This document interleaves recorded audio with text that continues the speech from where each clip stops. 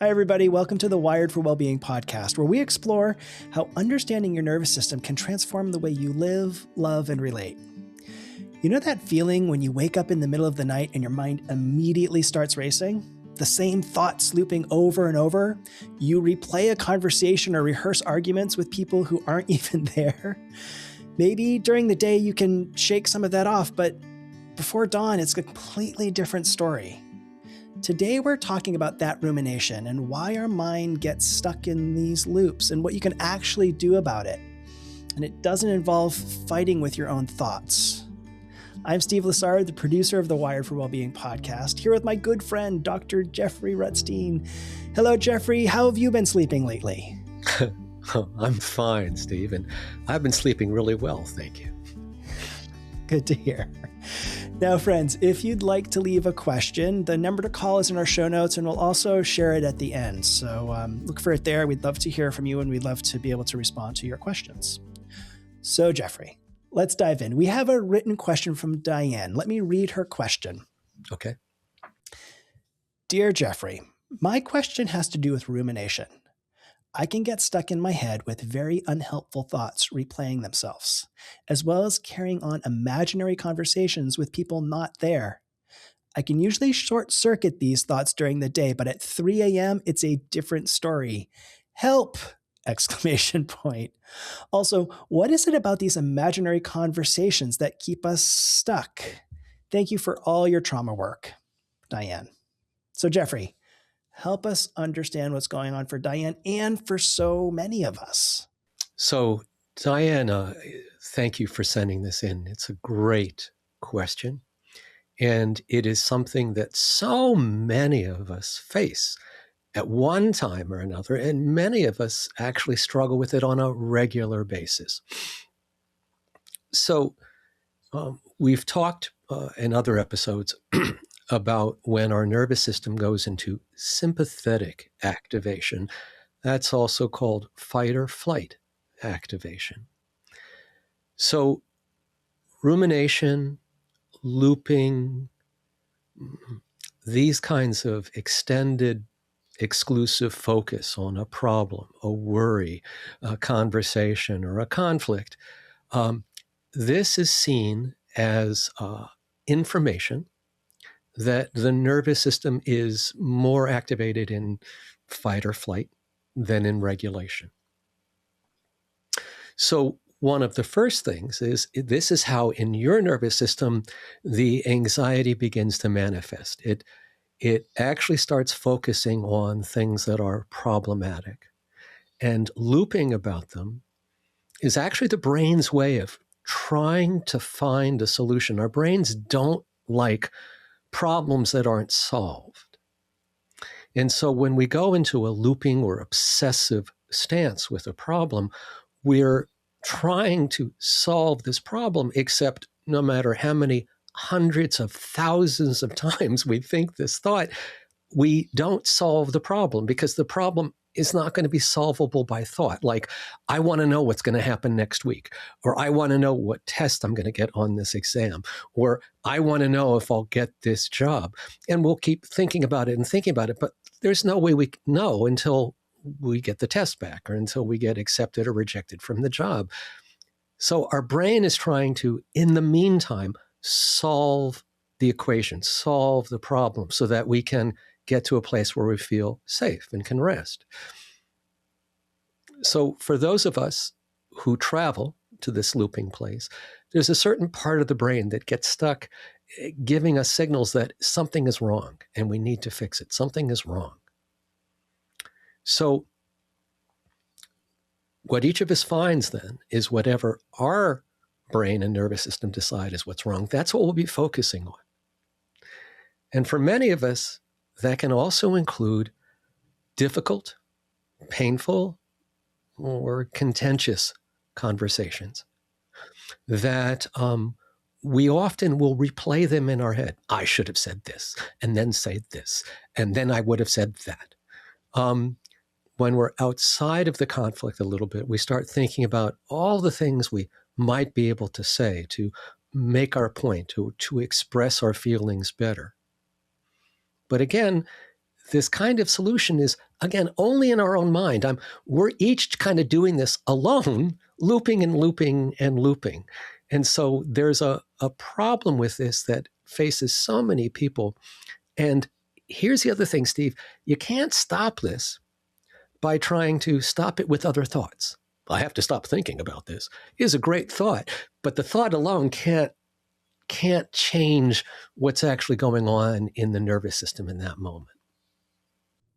I think I want to take this back to you sharing that this is that this pattern is a sign of dysregulation. Okay.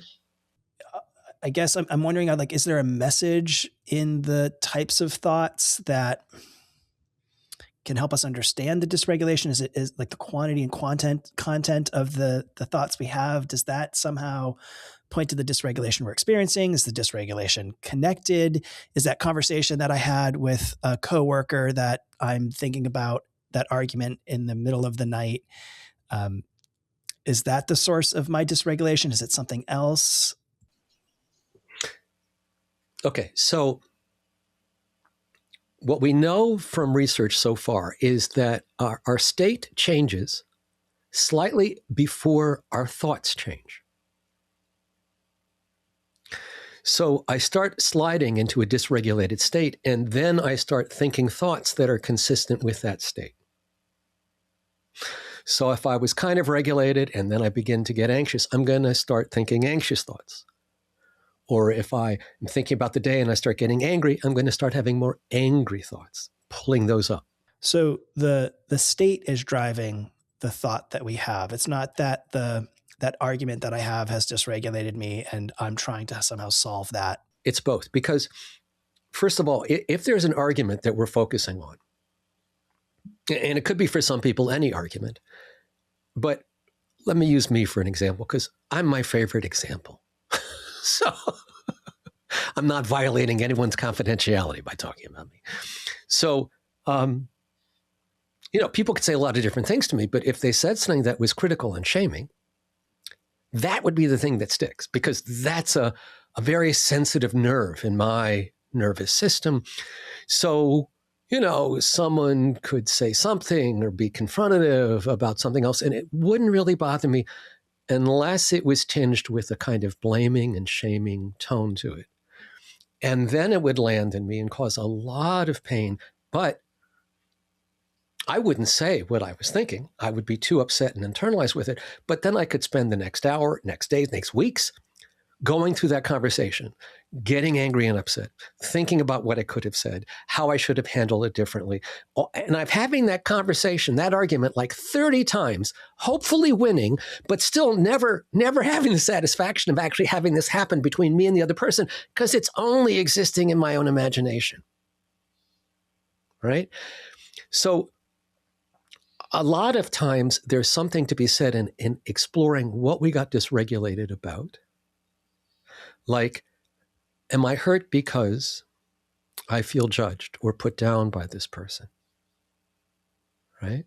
And if so, we can actually take some time to recognize that and work with that instead of just think, I shouldn't get bothered by this. I shouldn't be concerned by this. I should just disregard this, which is what most of us do most of the time. And as our questioner reminds us, right? Meanwhile, she's still suffering with these intrusive, repetitive thoughts that aren't always helpful to her during the day, right? And that's what a lot of us do. But then it can get even worse at night, right? And there's something here for all of us too, in that as we get more tired, our body tends to go a little bit more towards that shutdown and collapse area in the nervous system, the low energy area. Now, in that area, which can help us relax and heal, if we keep going deeper, we'll get tired, spacey, a little bit numb. As we go down, we can go towards depression, dissociation. We can go deep in that. Right? So we want to have some access to that energy to be able to help us feel balanced. But when it's happening at night and we're feeling that pull already because it's tired, we're in a sleep cycle, we're already kind of closer to generally being in dorsal. And if we wake up in that moment, what's going to happen is we're actually going to get hit with anxiety, the looping, and the shame. And so we're going to be thinking about stuff that's going to have a very worrisome outcome for us. Oh my God, I screwed this up. This is horrible. I can't believe I did this. In other words, part of what keeps us so awake is not just the anxiety, which is a piece of it, but the shame that we somehow have done something that's going to cause a calamitous or catastrophic outcome that will cause harm to ourselves or harm to our job or harm to someone we love. And that's why one of the things I say is don't believe what you're thinking in the middle of the night, because it's profoundly under the influence of a shut down and collapsing nervous system. It's only going to be critical, negative, hopeless. It'll be the very darkest vision of what's ever going on. Nothing that will help you get back to sleep, and nothing that you can solve, right? Because there's nothing solvable at 3 a.m. You're just reviewing over and over and over again what a mess this is, what a mess this is. It's not like it comes up to you about how we can fix it. We just rotate on, oh my God, this is horrible, this is horrible, this is horrible, and I can't get back to sleep.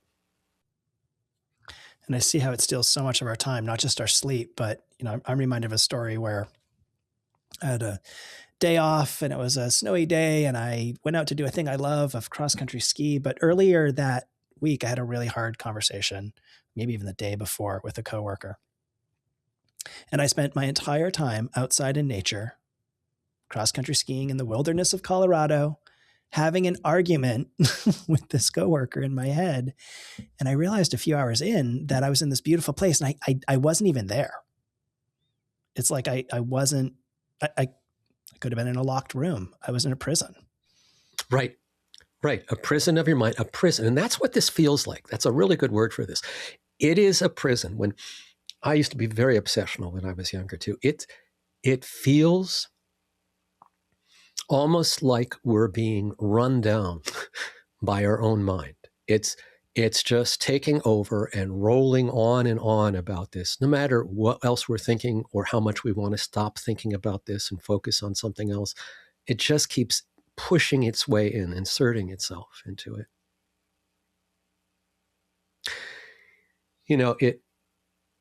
What you just said too reminds me of that story about the two Zen monks. And so there's an elder monk and a younger novice monk walking together from one monastery to another. It's a long day's walk. And as they set out in the morning, they came upon a woman who was an aristocrat, dressed in very fine silk kimono. And she was stopped at a large puddle on the path. And the older monk bent down before her and invited her to climb on his back. And he just walked her across the puddle and then put her down. And then he and the novice monk continued for the rest of the day, walking in silence. And at night came and they were making a fire.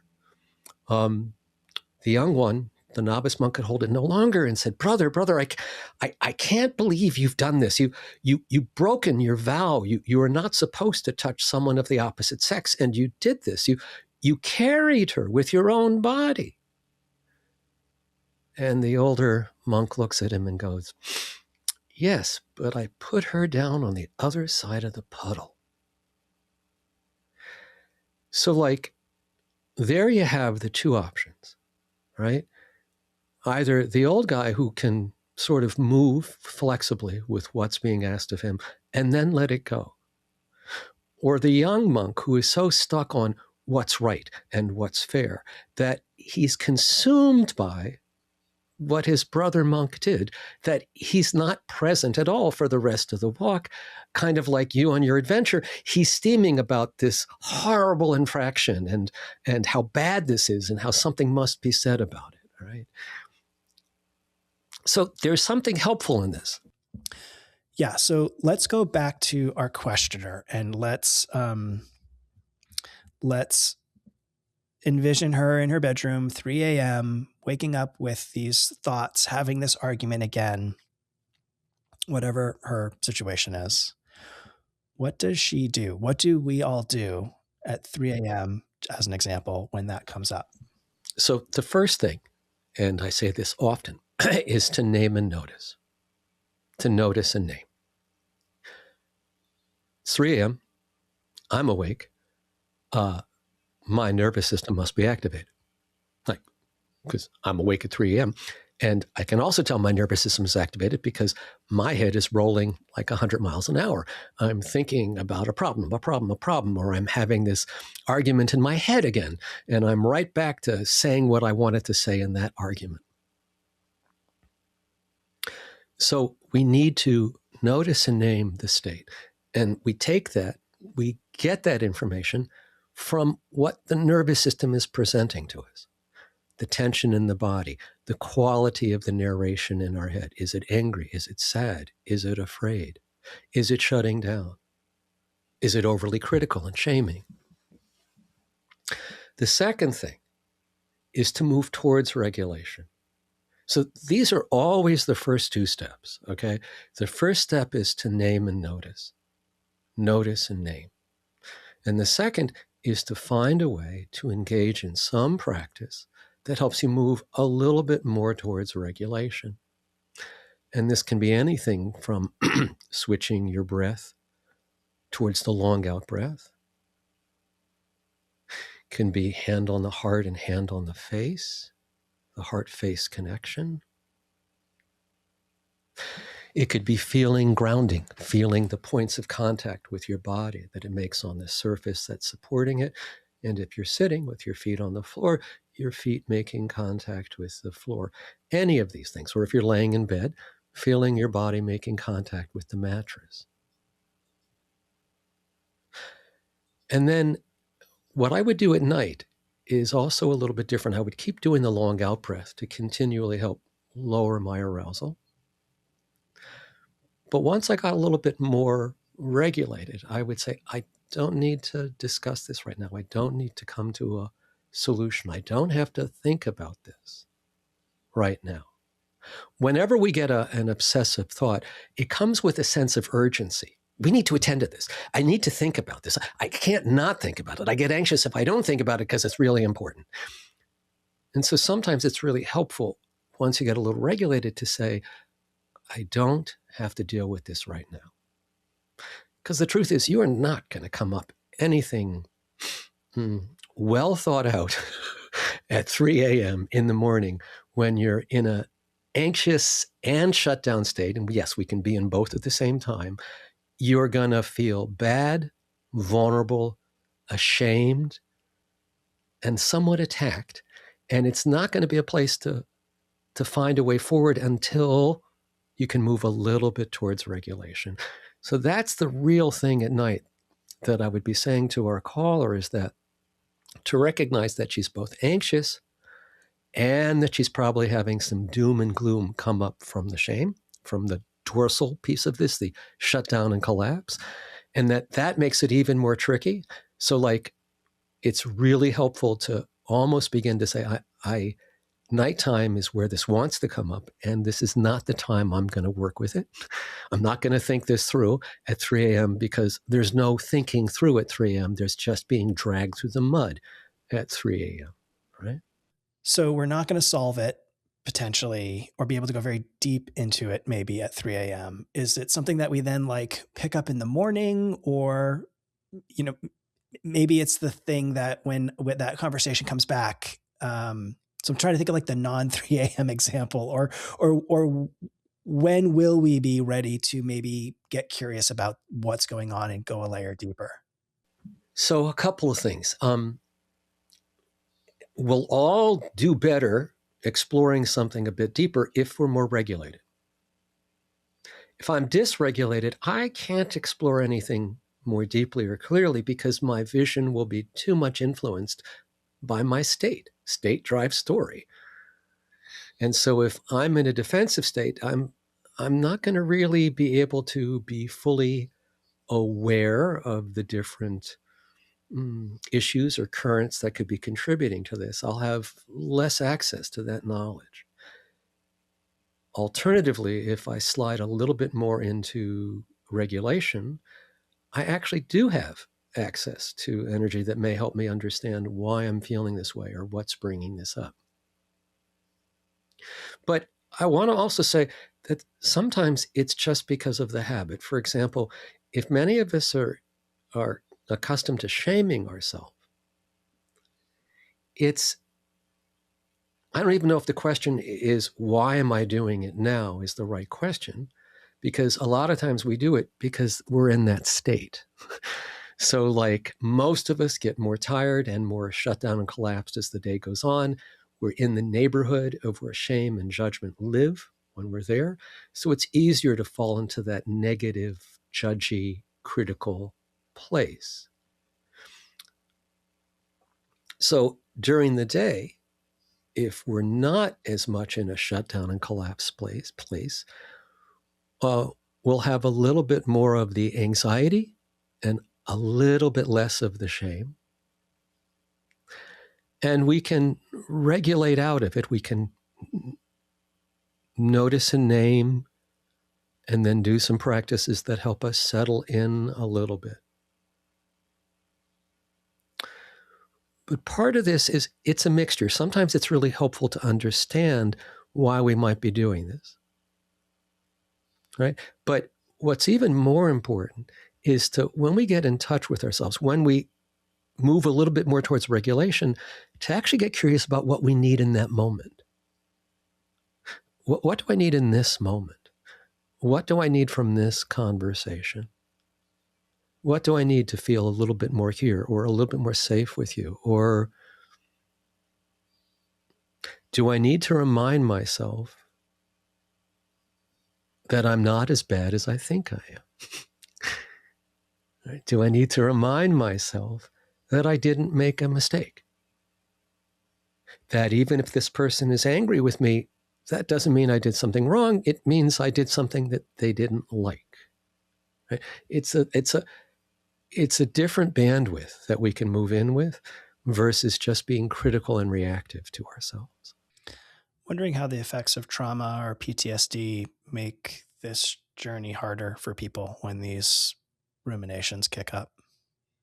So again, trauma always intensifies our shame response, makes it stronger, it amplifies it, takes less to set it off, and it endures longer.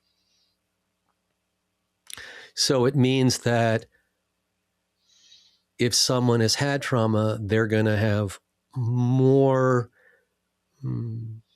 anxiety and a bit more despair, because trauma sort of gives our nervous system a stronger tendency for more extreme dysregulation. It means, though, that because the shame is intensified, we're particularly susceptible to how the shame makes us feel horrible about these problems. That these are my problems, but I'm creating them, so I can't be upset about anything except me. No one did this to me. I'm doing this to me. It's circular. We sort of fall on our own sword, blaming ourselves for the condition or state we're in, or that we're out of control, or we're not regulated. Instead of being, how else could my nervous system be if I grew up in the environment that I grew up in? Or if I was only taught that violence is the way we resolve arguments in the family, how could I ever find safety? So what I'm wondering is, like, what part of this podcast could this person, as well as all of the individuals who struggle with this, play and listen to over and over again? Like, what's the outcome? What's the takeaway? What do you want to leave all of us with that? And I imagine a lot of us struggle with this. What do you want to leave all of us with that bump up against this challenge? So, number one, this is an almost universal part of human experience. And anyone who's experiencing this is not broken or not less than. This is simply your nervous system doing exactly what it was evolved to do, which is to protect you, to try to keep you safe, right? It's doing it now by continuing to think about and ruminate on problems to try to find some solution, some way through, some way of fixing it, healing it. So there's nothing wrong with you. And if you are experiencing this, it does cause a lot of suffering, really does. So the ways of working with it, number one, is to the best of your ability, try not to fight it. Fighting it actually just makes it more difficult to work with. It gives it this intensified adversarial energy that doesn't help us get closer to what's going on and to shift. Instead, it's really, really helpful to start paying attention to when these voices come up and understand it's just a sign of dysregulation. It's primarily anxiety dysregulation, fight or flight. And so any practices that are soothing, especially during the day, will help you come out of rumination a bit. Here's the other thing. There's a part of the brain called the default mode network, which becomes active and predominant when we're not otherwise engaged with our attention. So if I'm not talking to you here and I'm walking through the house thinking about when I get upstairs, I'm going to do this and then I'm going to take the dog out later, but I'm just kind of, wandering around in my own head as I'm wandering around the house, I'll start to slip over to the default mode network. And that's where we have these thoughts that are self-referential. They're just about us. They're usually negative and critical. So that's for a lot of us where the rumination starts, when we're not otherwise preoccupied, like 3 a.m. And so one of the things to do, in addition to regulate, is if you can, to redirect your awareness into something that's soothing and neutral. Listening to a piece of soothing music or a guided meditation or a poem, reading something, watching something soothing and involving on television or on your computer screen, doing a body scan. In other words, anything that we do that redirects our attention can help pull us out of that sinking place, the collapse, shutdown and collapse place, where we get more lost in that despair. And it also stops us from continuing to climb up, because if I keep obsessing, right, I'm still putting more coal on the fire, because every time I have that argument, I get angry again in my head and I get all incensed about what I should say. And I can, get 10 degrees hotter just by thinking about it for a few moments. So part of this is seeing that if I begin to refrain from throwing more coal on the fire, it also becomes a little easier to shift. So I don't keep focusing on the story in my head. I turn to some bottom-up processing. So notice a name, arrive in your body, connecting with points of contact, lengthening your out-breath, hand to face and heart, and giving yourself a few minutes to settle in. There's nothing you have to do after that. Sometimes just giving us a little bit of regulation is all that's needed, because once we're in regulation, we naturally open to different possibilities. We don't have to pry ourselves open. So you may find that as you move towards regulation, you're a little bit more resourced. And again, this is something that is a message, not a confirmation of our brokenness. It's a message about how our nervous system is doing, not about who or what you are as a human. Well, I want to thank Diane for offering us this question to discuss and share today. I think it's a really common thing that hopefully is broadly applicable. I know it helped me today. I'll view tomorrow morning at 3 a.m. a little differently when I wake up worrying about something that probably won't exist and I can't solve anyway.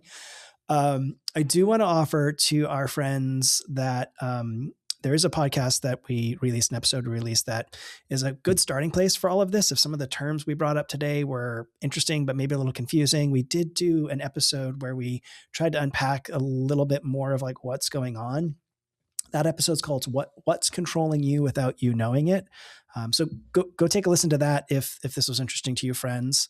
I also want to encourage everybody to send in a question. And Jeffrey, maybe you could talk a little bit about some of the hurdles or scariness to that, and then where they can send those questions.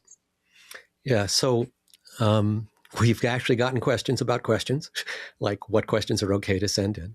So any question about anything that you're struggling with, it doesn't matter how well articulated it is, just the information that you can give, what you're aware of, what your struggle points are, or stuck points, or what you're trying to figure out, or what is it that you're trying to do that you feel your body isn't cooperating with and letting you do. And this can be issues in your own experience with yourself, in relationships, in parenting, in work relationships. Our nervous system is central in every aspect of our life. So learning how it's interacting with us at these different moments gives us a lot more ability to respond and to be with ourselves. Jeffrey, I know some people are a little apprehensive about leaving their voice on a voicemail, which is something we prefer because it just makes it more alive for us and everybody. But there's more than one way, right? So maybe you could share the ways that they can get in touch with us and perhaps also leave a voicemail. Sure. So if you're comfortable leaving a voicemail, please feel free to call 866-357-5156.